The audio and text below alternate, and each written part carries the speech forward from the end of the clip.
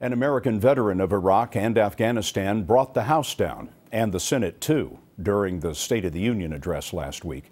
Sergeant First Class Cory Remsburg was a guest of the President and the First Lady. We were so impressed, we asked David Martin to catch up with this young man and his father. Now, we're even more impressed than we were before. Don't expect Cory Remsburg to take anything, even a handshake, sitting down. Good to meet you.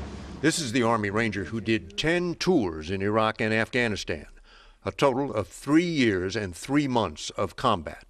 So which was the tougher fight? The fight against the enemy or the fight you're fighting now against your wounds? Hands down now. Hands down now. Go. Shrapnel from a roadside bomb near Kandahar in Afghanistan left his speech slurred, his right eye blind, and his left side partially paralyzed. Yes.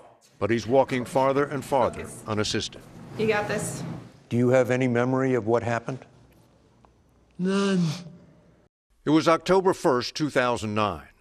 His father, Craig, got the call. It penetrated the brain, went through the skull to the brain. It was 3.5 months before he came out of a coma. Could you speak?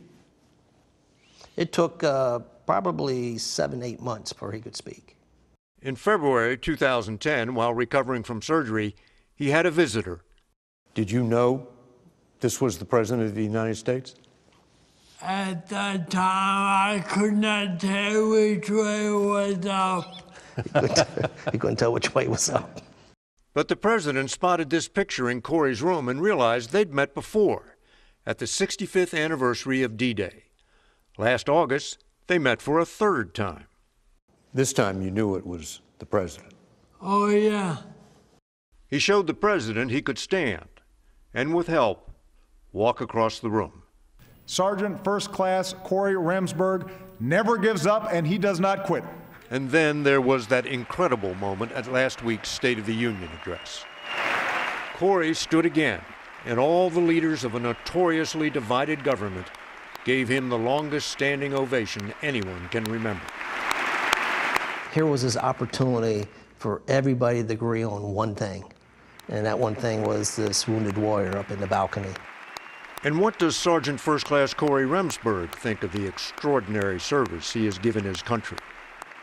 In a perfect world, I'd do it all over again. I'd go back if they let me. We all know it's not a perfect world, but Cory Remsburg just might be a perfect soldier. Nice. David Martin, CBS News, Phoenix, Arizona.